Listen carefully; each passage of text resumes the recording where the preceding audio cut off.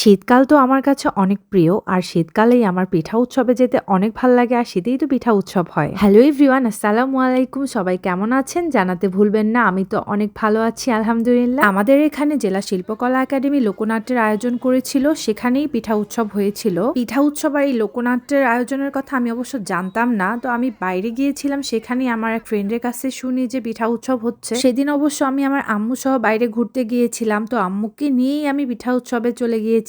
সেখানে গিয়ে তো দেখি অনেকগুলো স্টল বসেছিল পিঠার, আবার পিঠার স্টল ছাড়াও অন্য অনেক জিনিসেরও স্টল ছিল। পিঠা উৎসবে যেহেতু গিয়েছি, পিঠা তো মাস্ট খেতেই হবে। তো আমরা প্রথমে পাটিসাপটা পিঠা নিয়েছিলাম খাওয়ার জন্য। এক আন্টি অনেক সুন্দর করে পাটিসাপটা পিঠা আমাদেরকে মেক করে দিয়েছিল, আমাদের সামনেই মেক করে দিয়েছিল। তো আমরা পাটিসাপটা পিঠা নিয়ে তারপর খেয়েছি। অনেক ভালো ছিল পিঠাটা। যে অনেক সুন্দর ডিজাইন করে পাটিসাপটা পিঠাটা বিক্রি করতেছিল, দেখতেও অনেক সুন্দর লাগছে আর খেতেও তো ভালো লাগছেই। তো পাশেই দেখতেছি আবার পেঁয়াজও ভাজতেছে। তো গরম গরম পেঁয়াজও নিয়ে নিয়েছিলাম খাওয়ার জন্য।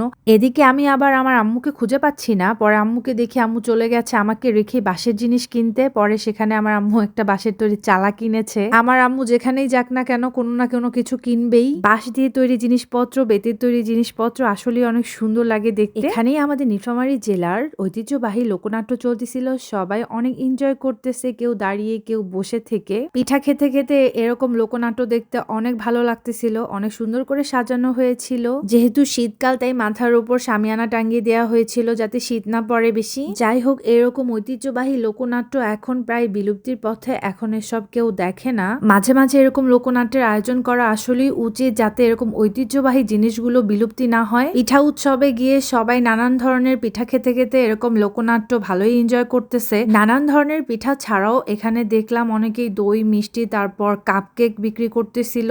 আমরাও কিছুক্ষণ লোকনাট্যের প্রোগ্রাম দেখে তারপর কিছু পিঠা পার্সেল করে নিয়ে বাসায় চলে এসেছিলাম।